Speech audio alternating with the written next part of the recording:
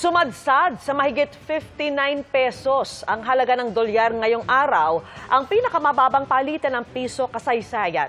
Ayon po sa Bangko Sentral, posibleng sinasalamin nito ang pag-aalala ng merkado sa ekonomiya na apektado ng anomalya sa mga flood control project.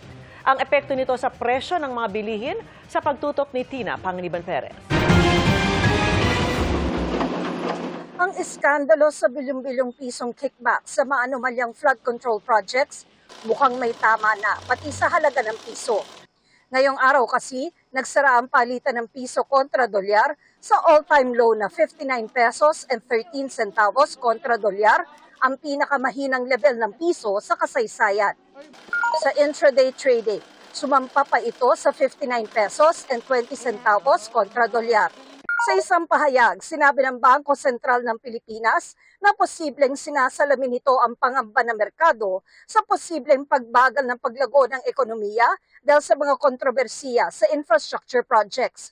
Ayon sa isang kongresista, makikita ritong ang korupsyon, isa ring economic issue. Pero sa isang panahon kung saan mataas yung distrust, mataas yung nakikita na usapin ng corruption, hindi tayo nasusurprise na may ganitong epekto. So habang sinasabi ng iba that corruption is a political issue, more than that, corruption is an economic issue. Ngayong nasa all-time low ang piso, hindi maiwasan ng mga consumer na mangamba. Ayon sa isang ekonomista, kailangan maghanda sa pagtaas ng presyo ng bilihin, pero may mga makikinabang din sa paghina ng piso. Tataas yung importation cost. Pero ano siya, dahan-dahan, may konting pick-up yan sa mga presyo ng bilihin. Umakit yung dollar, a little over 59 ngayon, sino makikinabang dyan? Yung mga kumikita in US dollars. Mga exporter, mga BPO, OFWs, of course. Magpapasko pa naman, di ba? So, mataas yung palitan, no? So, yung mga turista, yung mga foreign investors na mamumuhunan pala sa Pilipinas. Mahalaga raw ang good governance para makabawi ang piso. Yung mga kailangan parusahan, yun, dapat iserve yung hustisya. As the saying goes, justice delayed is justice denied. Yung mga petty crimes, di ba? Yung mga nagnanakaw ng cellphone, yung mga nagnanakaw ng gatas, no? Kasi gutom yung sanggol o yung anak na. Naukuli yung, di ba, kaagad?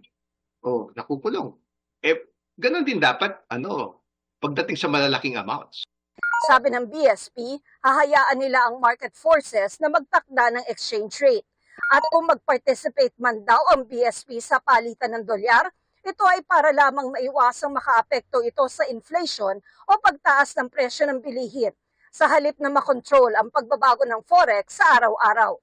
Tiniyak din ng BSP na suportado ang piso ng pumapasok na remittance, mabilis na paglago ng ating ekonomiya, mababang inflation, at mga kasalukuyang reforma sa bansa, pati na rin ang pagpasok ng foreign exchange mula sa BPO, turismo at mga OFW. Para sa GMA Integrated News, Tina Panganiban Perez, nakatutok 24 oras.